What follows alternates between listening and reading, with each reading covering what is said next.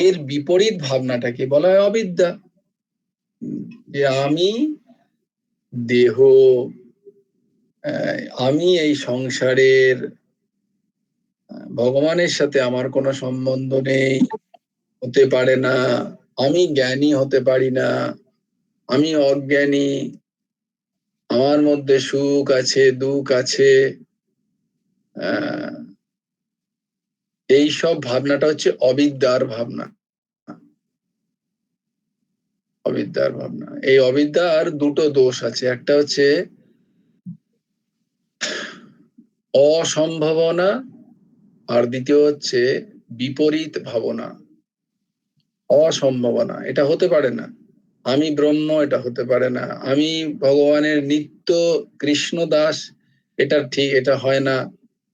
এই যে ভাবনাটা দৃঢ়মূল ভাবনা হয়ে গেছে, অসম্ভাবনা, এটা সম্ভব না, আমি নিরন্তর আনন্দে থাকতে পারি, এটা অসম্ভব, এটা হতে পারে না।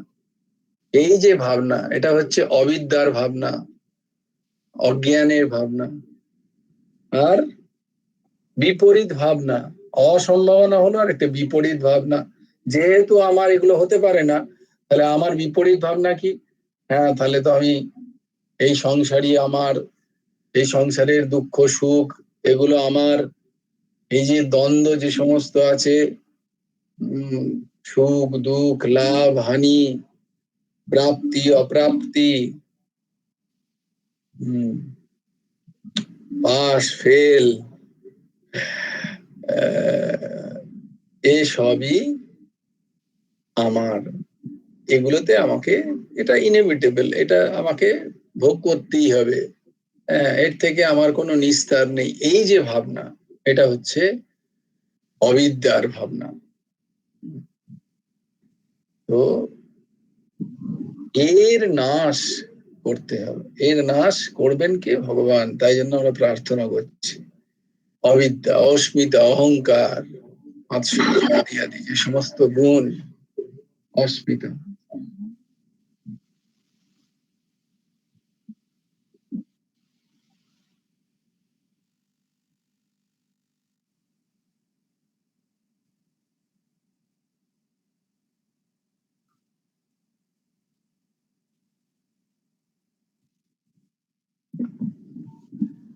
তো এইগুলো হচ্ছে আমাদের অবিদ্যার কারণ। আর অস্মিতা হচ্ছে আমার অহংকার, আমি এই, আমি পদবী, আমার জীবন বিভিন্ন পদবী, সেগুলো হচ্ছে অস্মিতা। এগুলো হচ্ছে অহংকারের বৃদ্ধি। বলেছি না তোমাদের যে আধি ব্যাধি উপাধি, উপাধি, এটা হচ্ছে অস্মিতার কারণ হয়ে যায় আমাদের। আমি নারী, আমি পুরুষ, আমি এই, আমি আমার এই পদ, আমার এই ডিগ্রি, এগুলো সমস্ত অস্মিতা। এও হচ্ছে ক্লেশের কারণ। রাগ, কারোর প্রতি মোহজনিত কারণে কারোর প্রতি আসক্তি, আর সেই একই মোহজনিত কারণে কারোর প্রতি অনাসক্তি, দেশ ভাব, এই দেশ। আর একটা অভিনিবেশ, অভিনিবেশ মানে জানো? অভিনিবেশ মানে হচ্ছে মৃত্যু ভয়। তুমি বলবে মৃত্যু ভয়টা কোত্থেকে এলো? এই মৃত্যু ভয় থেকে বোঝা যায় যে আমাদের, আমরা যে জীব, তারা আগে আগেও শরীর নিয়েছি, সেই শরীরে মৃত্যু হয়েছে আমাদের, তার যে পরম কষ্ট আমাদের ভোগ করতে হয়েছে, তাই আমাদের মধ্যে একটা ভয় থাকে, এটাকে বলে অভিনিবেশ ভয়, মৃত্যু হওয়ার ভয়। তোমরা বলবে না আমি তো এই জন্মেই এসেছি, তাহলে তুমি যদি এই জন্মেই জন্মেছো, তাহলে তোমার তো মৃত্যুর কি জিনিস তোমার তো জানাই উচিত নয়। যারা পূর্ব জন্মে বিশ্বাস করে না, তাদের বলতে হয়, তোমাকে যদি এক্ষুনি একটা বন্দুক দেখায়, তোমার ভয় লাগবে কি লাগবে না? লাগবে। তুমি কি করে জানলে যে বন্দুক দিলে তোমার কি হবে না হবে? তুমি জানলে কোত্থেকে? মৃত্যু যে কি জিনিস তোমার বোধ কোথায়? তা তুমি ভয় খাচ্ছ কেন? এর থেকেও প্রমাণ হয় যে সেই জীব আগে আগেও জন্ম নিয়েছে। বারংবার আমরা জন্ম নিই, আর আমাদের সেই শরীরে যখন শরীর ছাড়তে হয় তখন প্রচন্ড কষ্ট হয়। সেই কষ্ট আমাদের সংস্কারে বর্তমান থাকে, তাই জন্য মৃত্যু ভয় আমাদের হয়ে থাকে, অভিনিবেশ। তো এই হচ্ছে পঞ্চম ক্লেশ। এই ক্লেশ কে হরণ করার জন্য আমরা প্রার্থনা করছি ঠাকুরকে। আর সেইটাই দেখো, আজকে এর কথার মানে হচ্ছে আজকে ওই শ্লোকটাতেই আমরা যাব, 45 নম্বর শ্লোকে। 45 আমরা 44 নম্বর শ্লোকটায় দেখেছিলাম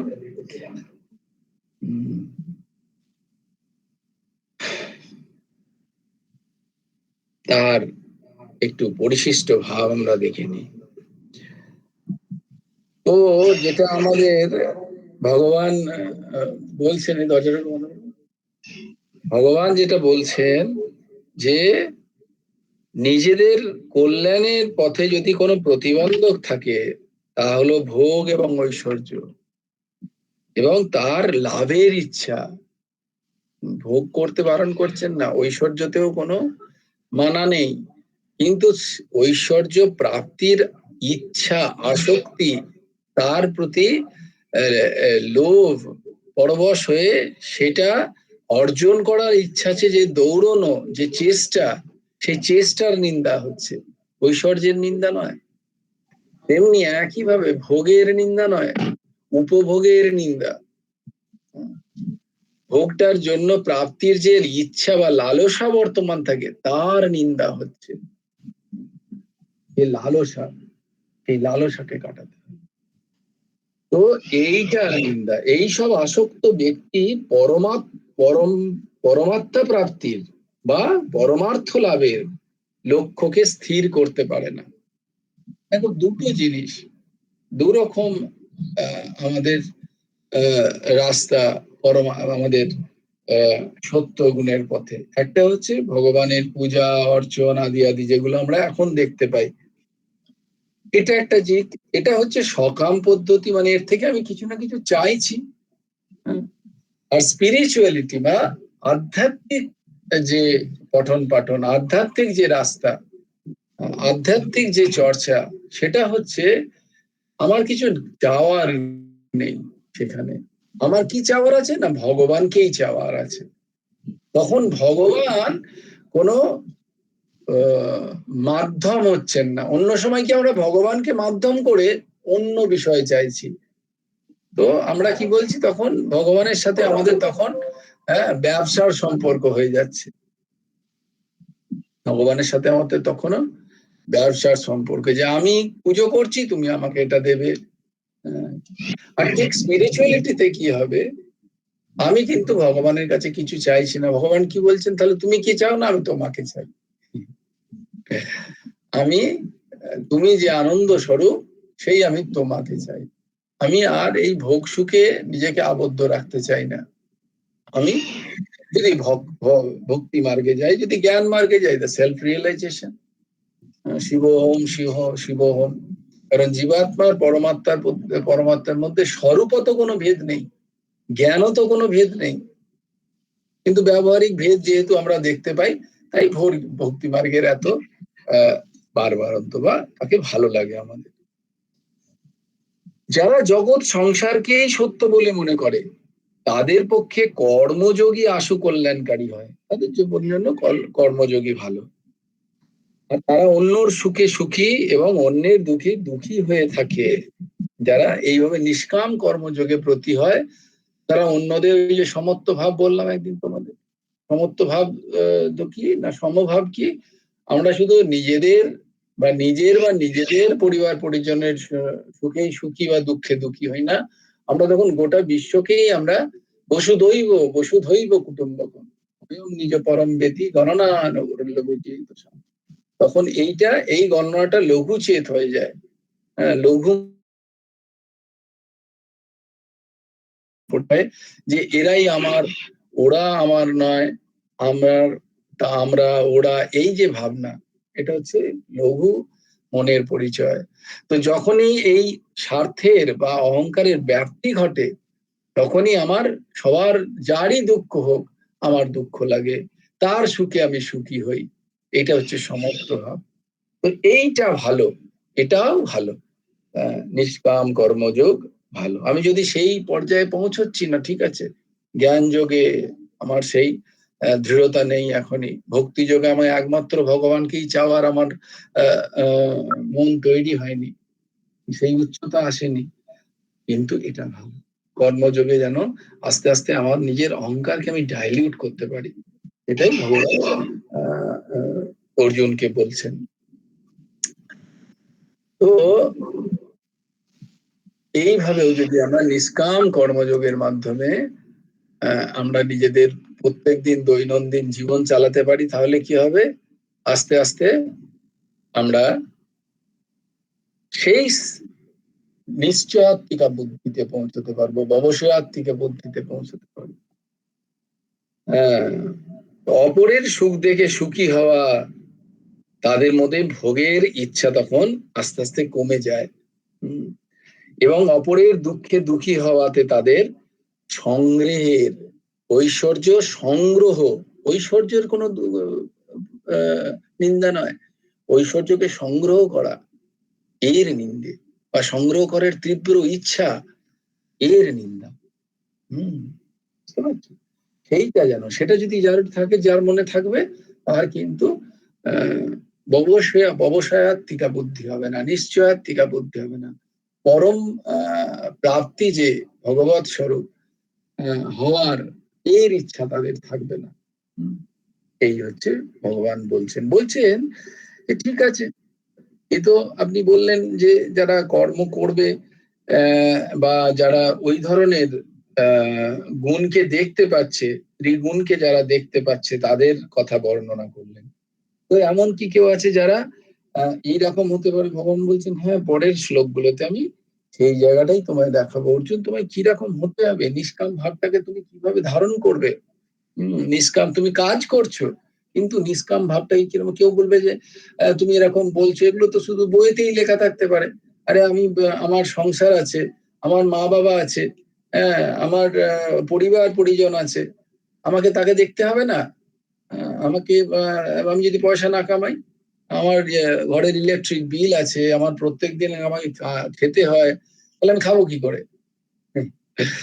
তো বলছে হ্যাঁ, তুমি কর্ম করো, কর্ম করতে কোনো বাধা নেই, কোথাও শাস্ত্রে কর্ম বরণ বলছে কর্ম করতেই হবে। ভগবান বলছেন, পরে এসে দেখবো আমরা, গীতাতেই লেখা আছে যে ওই জন্য আমি কর্ম করি, আমার কোনো প্রয়োজন নেই, আমি নিষ্কাম, আপ্তকাম, পূর্ণ কাম। আমি পূর্ণ কাম মানে আমার সমস্ত কাম পূর্ণ হয়ে গেছে, আমি আপ্তকাম, আমার মনে কোনো কামনাই নেই, আমি নিষ্কাম হয়ে গেছি, তবুও আমি কর্ম করি, আমি যজ্ঞ আদি করি, কারণ আমি যদি না করি তোমরাও করবে না।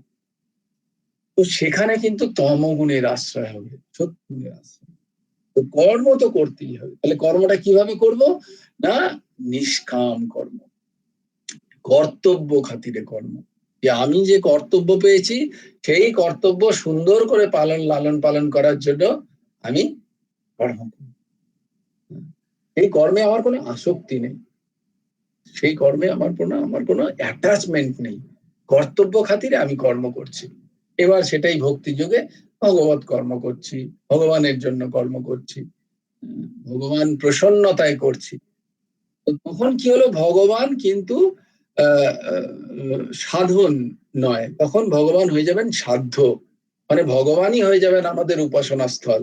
আমরা ভগবানের থেকে কিছু চাইবো না, আমরা ভগবানের প্রসন্নতায় কাজ করব। তুমি প্রসন্ন হলেই আমি খুশি, এই ভাব, যে না আমি এটা করছি বলে তুমি আমায় এটা দাও, তখন তাহলে ভগবান কি হলেন, সাধন হয়ে গেলেন। সাধ্য কোনটা হলো, চাওয়া কোনটা হলো, না যেটা আমি চাইছি আমার ভোগ সুখের জন্য, তাহলে ভগবান ন্যূন্য হয়ে গেলেন। আর বিষয় বস্তু ঐশ্বর্য এগুলো হয়ে গেলেন ভগবানের থেকেও বড়, তার মানে ভগবানের কাছ থেকে আমি ওইগুলো চাইছি। কিন্তু এটাই উল্টোটা, নিষ্কাম যখন হবে তখন আমরা কি একই কাজ করব, ওই কাজই করব, তখন বিষয়টা ওইটা লক্ষ্য থাকবে না, বিষয় থাকবে ভগবত প্রসন্নতা, বিষয় থাকবে ভগবত প্রসন্নতা। এবার তুমি ইচ্ছা করলে দিতেও পারো, না দিতেও পারো, এটা তোমার ইচ্ছা। এইরকম, তুমি দিলে তোমার ইচ্ছা, তুমি না দিলে সেটাও তোমার ইচ্ছা। তাহলে আমার কি হলো, কর্মের সাথে, কর্মের ফলের সাথে আমার অ্যাটাচমেন্ট রইল না। ফল মানে কি, প্রাপ্তি অপ্রাপ্তি দুটোই হতে পারে, কি পারে না, প্রারব্ধ কারণে দুটোই হতে পারে। আমি প্রচন্ড চেষ্টা করলাম, হলো না, আবার প্রচন্ড চেষ্টা করলাম, হয়ে গেল। যখন চেষ্টা করলাম হয়ে গেল তখন খুব খুশি, যখন চেষ্টা করলাম হলো না তখন খুব দুঃখ। এই যে দ্বন্দ্ব থেকে যদি আমাকে বাঁচতে হয়, তাহলে ভগবান প্রসন্নতায় কাজ করতে হবে। ভগবান ইচ্ছে, বস্তুত তো সেটাই হয়, কিন্তু আমরা ভাবি অহংকারের কারণে হয়। আমাদের মনে হয় আমরা করছি, কর্ম করে আমরা যদি ঠিক ঠিক জায়গায় পৌঁছতে পারি মনে হয় আমরা করতে পেরেছি। আবার ভুল করলে সেখানেও মনে হয় সেই জায়গাটা তো আমাদের আমাদের মনের মনের ব্যথার কারণ হয়ে যায়, যদি আমরা যেটা করতে চাইছি সেটা যদি না পারি। কিন্তু আমরা যদি দুটোই না চাই, আমাদের আমাদের সাকসেসের সাথে কোনো সম্পর্ক নেই, ফেলিওরের সাথেও কোনো সম্পর্ক নেই। আমার ভগবান প্রসন্নতায় আমি কাজ করেছি, যা পেয়েছি everything is accepted for me, right or wrong? তো দ্যাটস ওয়ে। তো তখন কি হবে, আমি ওই দোষ গুণের যে প্রাধান্য, কর্মে যে দোষ গুণের প্রাধান্য আমি দেখতে পাবো না। উভয় পক্ষকে এক জায়গায় রেখে বিচার করে তারপর তাকে জোরদার করতে হবে।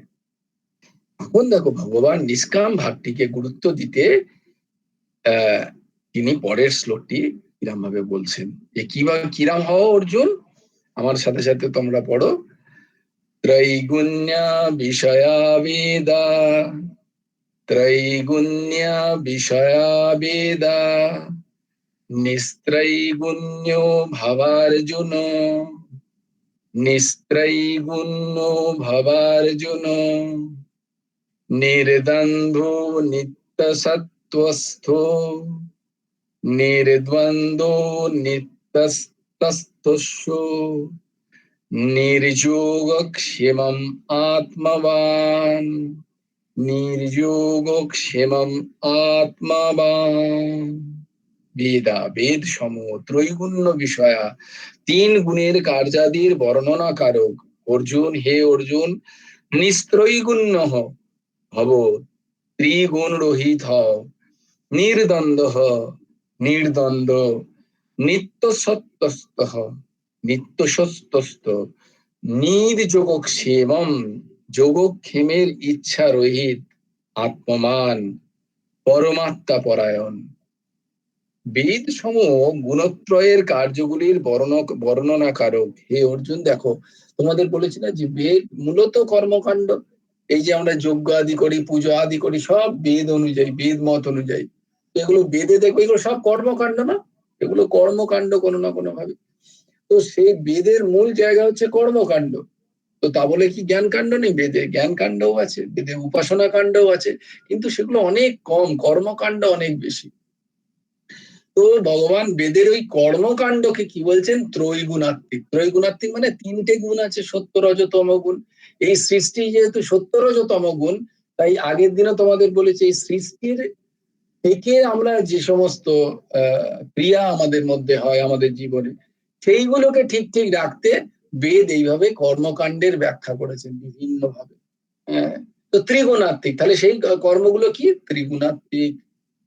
বলছেন ভগবান, তুমি এর থেকে ওপরে ওঠো হে অর্জুন, তুমি এই ত্রিগুণাত্মিক বেদের যে কর্মকাণ্ড সেখান থেকে ওপরে ওঠো, সেখান থেকে তুমি কি হও না, তুমি নিস্ত্রৈগুণ্য হও। নিস্ত্রৈগুণ্য মানে ওই তিনটি গুণ রহিতের দ্বারা যে সমস্ত কর্মকাণ্ড, সেই কর্মকাণ্ড থেকে নিজের আসক্তিটাকে তুলে নিয়ে এসো, করো কাজ, কিন্তু অ্যাটাচমেন্ট যাতে না থাকে।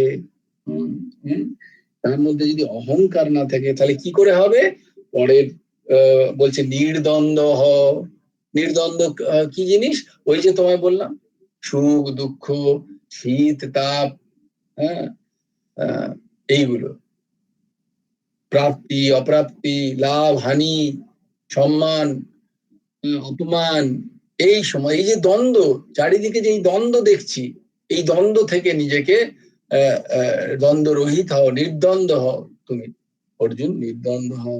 নিত্য সত্যস্থ, নিত্য সত্যে প্রতিষ্ঠিত হও, নিজের বুদ্ধিকে চিত্তকে সত্য জ্ঞানে প্রতিষ্ঠা করো, তাহলে তুমি এই নির্দ্বন্দ্ব হতে পারবে।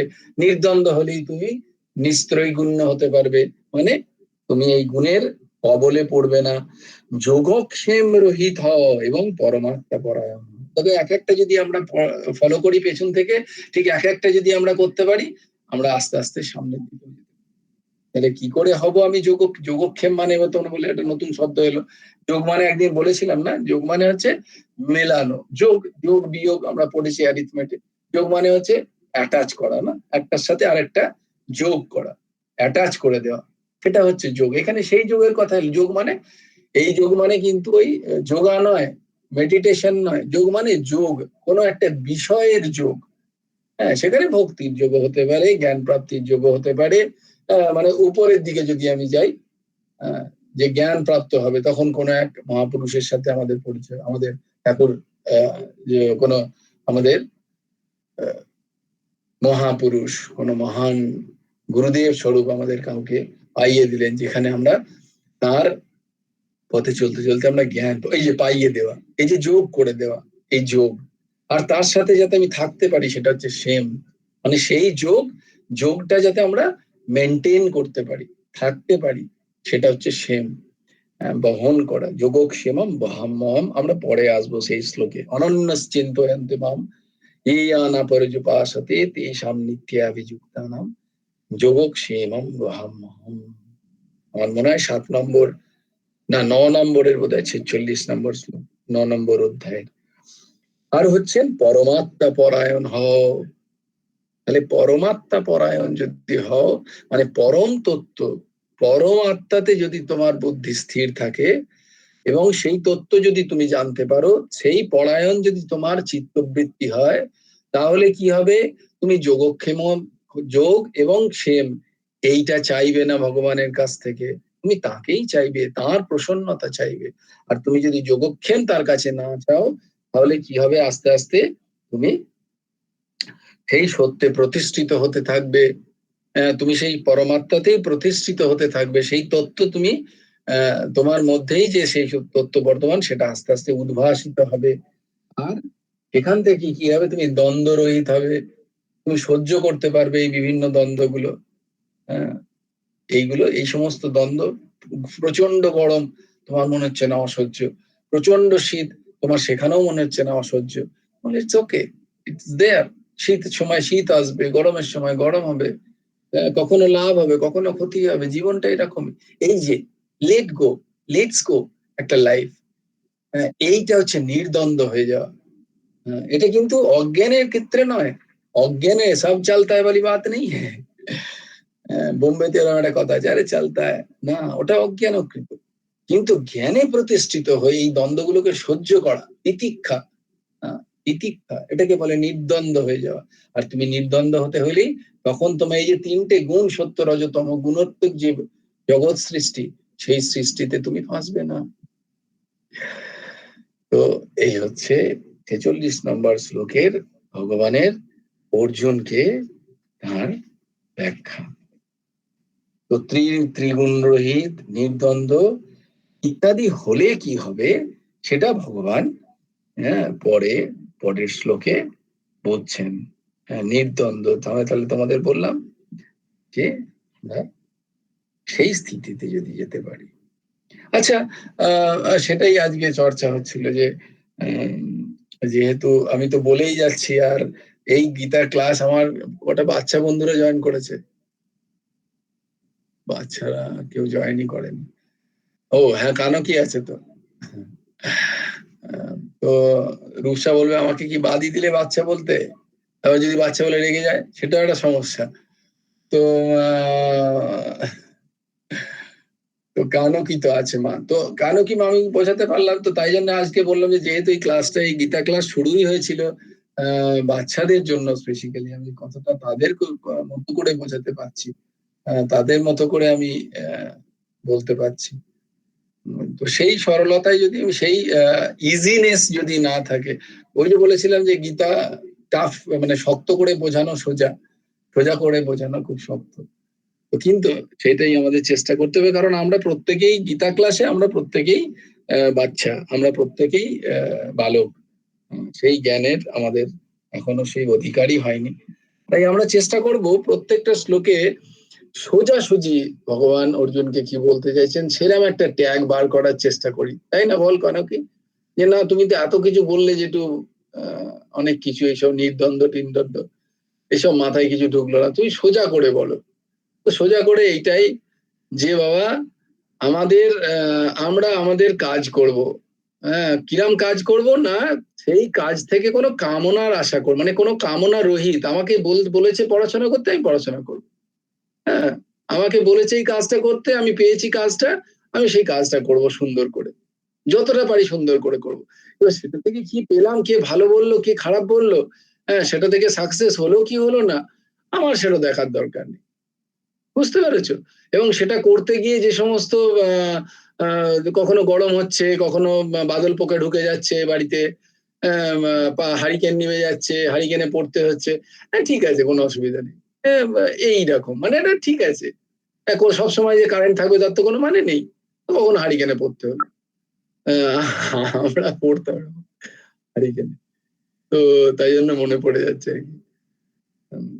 তো ঠিক আছে, অসুবিধা কি আছে, একদিন হারিকেনেই পড়লাম, বা একদিন পড়লাম না, বসে বসে ভগবানের নাম করলাম, বা যেটা পড়েছিলাম সেটা মনে করলাম, হ্যাঁ অন্য কার কি আছে আমার দেখার দরকার নেই, আমার কি আছে আমি সেটা দেখবো, তাই না? আমি তাতে খুশি থাকলাম। এই আমার আলটিমেট মোটোটা কি, না খুশি থাকা, সন্তুষ্ট হওয়া। ভগবান সেটাই বলছেন যে যুদ্ধ যখন তুমি করবে, তুমি এরকম ডিপ্রেশনে পড়ে যাও না অর্জুন, যুদ্ধ তো তোমায় করতেই হবে, কিছু করার নেই, তাহলে কি করে ডিপ্রেশন থেকে বাঁচবে? না নির্দ্বন্দ্ব হও, হ্যাঁ এই যে ত্রৈগুণ, এই যে সত্য রজ তম গুণ, কেউ হয়তো বাজে মানুষ, কেউ একটু ভালো মানুষ তার থেকে, কেউ আরো ভালো, আমি সেসব আমার দরকার নেই দেখা। হয় যদি বাজে মানুষটা আমার জন্য উপকার করে তাহলে ঠিক আছে, সেও ঠিক আছে, কোনো অসুবিধা নেই। তো আমারও তো কি দরকার, আমি কিরকম হলাম সেইরাম দেখবো, তাই না? কেন কি বলো, যে আমি কিরকম মানুষ হলাম, হ্যাঁ আমি সেইটা দেখবো, আমি কতটা ভালো, কে বাজে কে তার মাঝখানে হলো, আর কে ভালো, আমার সেসব দেখার প্রয়োজন নেই। আমি যেন সবার কাছে ভালো হই, হ্যাঁ আমি যেন কারোর দোষ গুণ না দেখে আমি মানুষটা কেমন হলাম সেইটা। তো এইটা হচ্ছে ট্যাগ আমাদের কাছে আজকে, যে আমরা আগে নিজেদের দেখবো, হ্যাঁ অপরের দিকে দেখার থেকে, এই যে দ্বন্দ্ব এইগুলো থেকে বেঁচে আমি নিজের কাজটা কতটা সুন্দর করে করতে পারছি। সেটা আমার পড়াশোনা হতে পারে, সেটা আমার মাকে হেল্প হতে পারে, সেটা আমার বাবার সাথে কোথাও গিয়ে সুন্দর করে কাজ হতে পারে, হ্যাঁ সেটা আমার পাড়া প্রতিবেশীর সাথে দেখা হতে পারে, আমার স্কুলে গিয়ে বন্ধুদের সাথে কথা বলা হতে পারে, যা কিছু, তাই না? সেটা আমি কতটা ভালো করে করছি, আমি সেইটা দেখবো। আর ঠিক একই জিনিস আমাদের ক্ষেত্রেও, কারণ আমরা প্রত্যেকেই ছাত্রছাত্রী জীবনে, আমরা সেইটা দেখার চেষ্টা করব, এইটা আজকের টাইম। তো এইভাবে চেষ্টা করব আজ থেকে ওইভাবে পড়ার একটুখানি, যে প্রত্যেকটা শ্লোক তার ব্যাখ্যা একটুখানি সরল স্বাভাবিক হয়ে, আর সেখান থেকে আমরা কি পেলাম আর সেটাকে আমি কিভাবে প্র্যাকটিক্যালি ইউজ করব, সেইটা সেইটা প্র্যাকটিক্যালি ইউজ করার তোমরা চেষ্টা করো। আমি শুনলাম গীতা ক্লাস 15 মিনিট খুব ভালো লাগলো, দারুণ বললেন বা বললে, কিন্তু পরের দিন সেটা প্র্যাকটিক্যালি কিছু হলো না, তাতে লাভ নেই, তাতে সময়গুলোই খালি চলে যাচ্ছে। ঠিক আছে, আমরা এইভাবে চেষ্টা করব, এইভাবে এবার থেকে পড়বো, আর একটু শর্ট করে আনবো। তারপর তোমাদের যদি কোনো প্রশ্ন থাকে, I am there always for you, আমি সবসময় আছি তোমাদের জন্য। হ্যাঁ ছোট্ট একটা কথা জিজ্ঞেস করে নেবো, সেটা হচ্ছে উর্জশী মাকে দেখে খুব ভালো লাগছে। আজকেই সুপর্ণাদি, দেখ উর্জশী সুপর্ণাদি আছেন, উনি আমাকে স্পেশাল মেসেজ পাঠিয়ে জিজ্ঞেস করেছেন উর্জশী বাবা কেমন আছে, যদি আমাকে একটু বলতে পারো, কারণ আমি এই ক্লাসে অ্যানাউন্স করেছিলাম মা without your permission, I am sorry for that, but the thing is এটা আমাদের একটা পরিবার, 20 জন 25 জন 30 জনের একটা ছোট্ট পরিবার, এখানে কেউ মিস হচ্ছে, এটা যেন লেট গো না হয়, সবাই যেন বুঝতে পারে ওই মানুষটা প্রত্যেকদিন আসতো আজকে আসছে না কেন। আমরা অনলাইনে মানে আমাদের মধ্যে কোনো অ্যাটাচমেন্ট থাকবে না, এটা যেন হয়। সেও দেখো সুপর্ণাদি তোমার কাকুর কথা জিজ্ঞেস করছিলেন। ভালো আছে জেঠিমা, ভালো আছে বাবা, আগের থেকে ভালো আছে, একটু সময় লাগবে ঠিক হতে, কিন্তু আগের থেকে ভালো আছে এখন। বাহ, সেটাই জন্যই ও জয়েন করেছে, আর ওর হাসি দেখে আমারও ভালো লাগলো, নাহলে আমি ফোন করতেই যেতাম তোকে। ওর গলা শুনেই আমার সেদিনই মনে হয়েছিল যে না দাদা ইমপ্রুভ করছেন।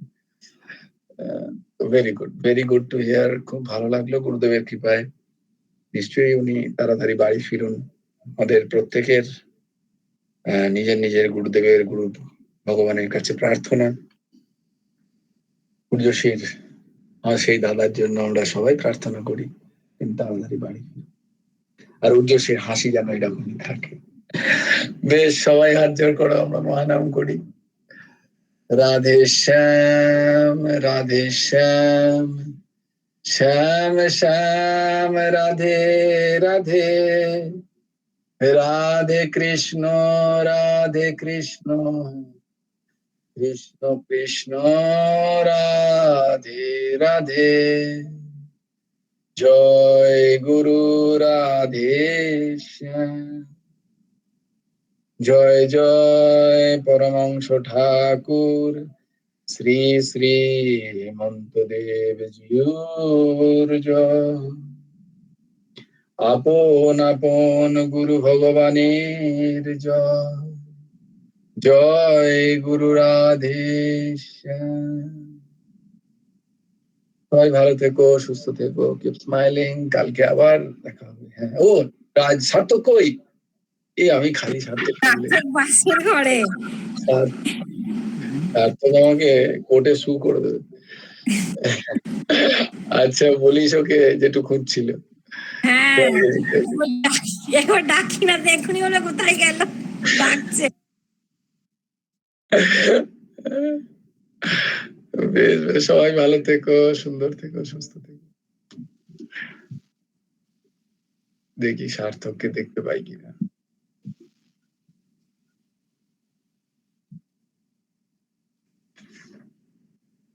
হয়ে গেছে, তুমি বলে দাও। আচ্ছা ঠিক আছে, না না হয়নি হয়নি, বলো বলো। রাধে শ্যাম। শ্যাম রেগে গেছে, দেখ। বলো, হাত জোর করো। রাধে শ্যাম রাধে শ্যাম। শ্যাম শ্যাম রাধে রাধে, রাধে কৃষ্ণ কৃষ্ণ কৃষ্ণ রাধে রাধে। জয় গুরু রাধে শ্যাম। জয় জয় পরমহংস ঠাকুর শ্রী শ্রী হেমন্ত দেব জিউর জয়। জয় গুরু রাধে শ্যাম। থ্যাংক ইউ সো মাচ সার্থক, তোকে অনেক অনেক ধন্যবাদ। তোর জন্য আবার একবার নাম তো হয়ে গেল বল আমার। Very good. থাকলে এক্ষুনি বন্ধ করে দিলেই আবার বলবে কোথায় গেল, আমাকে বললাম তোমার। So good, so good, very nice. খুব ভালো। মা সবার ঘরে ঘরে এরকম সন্তান আসুক, প্রভুর এই ইচ্ছা। খুব সুন্দর, খুব সুন্দর, খুব ভালো। ভালো থেকো, ভালো থেকো। জয় গুরু, জয় গুরু, জয় গুরু রাধেশ্যাম, জয় গুরু রাধেশ্যাম। জয় গুরু রাধেশ্যাম। জয় গুরু রাধেশ্যাম।